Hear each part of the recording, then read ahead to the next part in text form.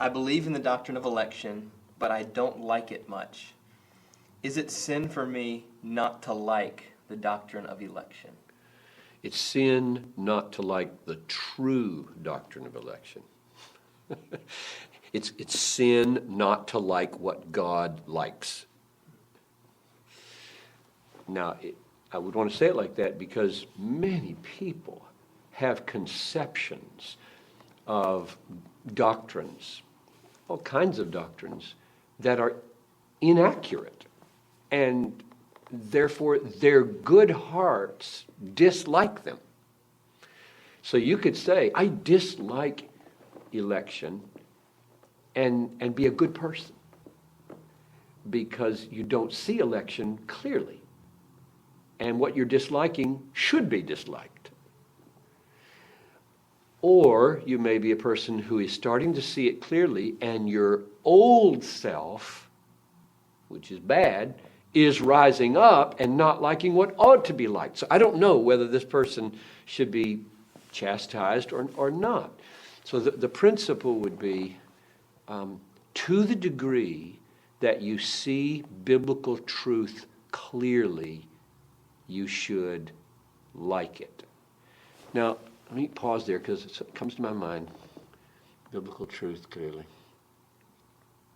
There are very hard, hell is a biblical truth. So when I say you should like hell, what I mean is the way God does. God says is not willing that any should perish. God does not delight in the death of the wicked. God afflicts us, but not from his heart, Lamentations 3. So there is in God himself a willing that hell be and liking that it exists in that big picture, and yet grieving over sending anybody there. And so the word like is just a little bit difficult here because you're going to have to do double perspectives again.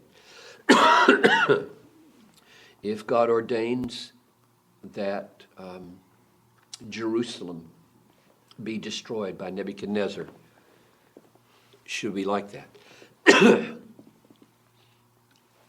And my answer is yes and no. We should not like women boiling their children. We should not like women boiling their children. But we should approve of God's decision that it happen. And so there's a double perspective in which the things that you see in the small lens should be disliked, and in the bigger lens, liking that God would run the world this way.